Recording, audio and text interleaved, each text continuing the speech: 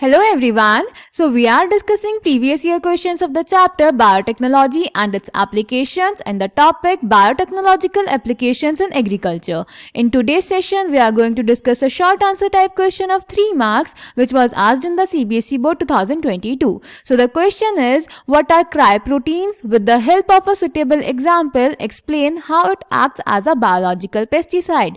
तो बेटा इस क्वेश्चन में हमें बताना है कि क्रायोप्रोटीन्स क्या होते हैं और एग्जाम्पल की हेल्प से हमें एक्सप्लेन करना है कि ये एज बायोलॉजिकल पेस्टिसाइड कैसे बिहेव करते हैं. So let's check the answer. तो बेटा जो क्रायोप्रोटीन्स होते हैं ये वो प्रोटीन्स होते हैं जो बैसिलस थ्यूरिंजेंसिस के क्रायोजीन्स बनाते हैं. ये जो क्रायोजीन्स होते हैं ये स्पेसिफिक होते हैं बेटा. ये क्रायोजीन्स ये जो क्रायोप्रोटीन्स बनाते हैं ये एक्चुअली टॉक्सिन्स की तरह बिहेव करते हैं अगेंस्ट द पेस्ट्स. तो ये स्पेसिफिक होते हैं. फॉर एग्जाम्पल जो क्राय1AC और क्राय2AB जीन होता है ये टॉक्सिन प्रोड्यूस करता है अगेंस्ट कॉटन बॉलवर्म्स और जो क्राय1AB जीन होता है ये टॉक्सिन प्रोड्यूस करता है अगेंस्ट कॉर्न बोरर. ये एक्चुअली क्या करते हैं बेटा, ये जो टॉक्सिन होते हैं बेटा ये बैसिलस थ्यूरिंजेंसिस में प्रोटॉक्सिन की फॉर्म में प्रेजेंट होते हैं.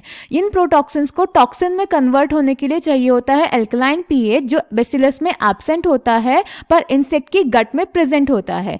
तो जब एक इंसेक्ट इस प्रोटॉक्सिन को इंजेस्ट करता है तो उसकी गट में जाके जब इसे एल्कलाइन पीएच मिल जाता है तो ये टॉक्सिन की फॉर्म में कन्वर्ट हो जाता है जो कि एक्टिव होता है. फिर ये मिड गट के एपिथेलियल सेल से अटैच हो जाता है और वहां पे पोर्स क्रिएट कर देता है और सेल की स्वेलिंग और लाइसिस करता है जिसकी वजह से अल्टीमेटली इंसेक्ट की डेथ हो जाती है. इस तरह से बेटा ये बायोलॉजिकल पेस्टिसाइड की तरह बिहेव करता है. Clear? So the answer is cryoproteins are the proteins coded by the cryogenes of the bacillus thuringiensis. Cryogene codes for the specific toxins against the pests. For example, the proteins encoded by the genes Cry1AC and Cry2AB control the cotton bollworms. That of Cry1AB controls corn borer.